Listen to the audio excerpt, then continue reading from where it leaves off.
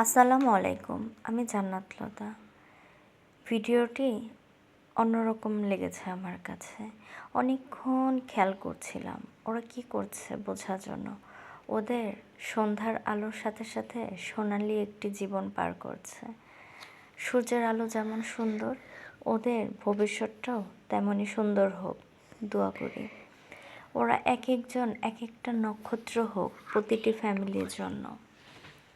দেখেন ওদের এখন যে বয়সটা একদম খুবই সুন্দর একটি বয়স। সামান্য কিছু বালুর উপর থেকে লাফ দিয়েও ওদের মন ভালো হয়ে যাচ্ছে। খুব সুন্দর করে খেলছিল। আর আমি দাঁড়িয়ে দাঁড়িয়ে আমার ছোটোবেলার কথা মনে করছি। নানু বাড়ি কত মজা করেছি। কখনো দাঁড়িয়া বাঁধা খেলা, কখনো পলান্টুক, কত নামে কত ধরনের খেলা, একে বল্টু, তারপরে ক্রিকেট, র্যাকেট, কপাল টুক্কা, কত কিছু। সেই দিনগুলো মনে পড়ে। সেই প্রিয় মানুষগুলো বহু দূরে, বিভিন্ন জায়গায়, কর্মব্যস্ততা। জীবন কারো জন্যই থেমে থাকে না বা কোনো একটা স্থিরভাবে চলে না। জীবন জীবনের গতিতে চলে। শুধু থেকে যায় স্মৃতি, সময়টাও কিন্তু থাকে না। আস্তে আস্তে জীবন শেষের দিকে চলে যায়।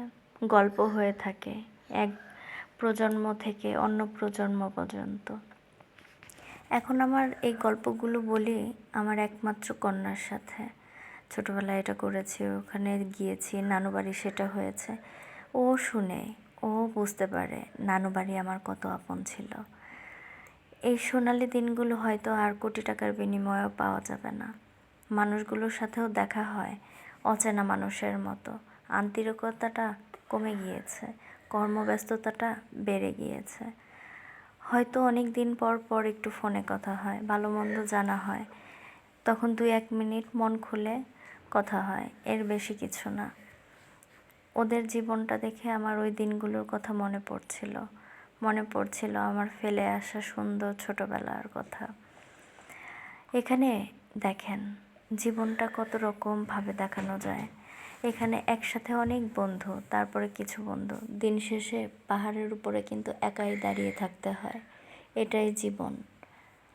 তাই যতটুক সম্ভব সুন্দর সময় সুন্দরভাবে কাটানো উচিত।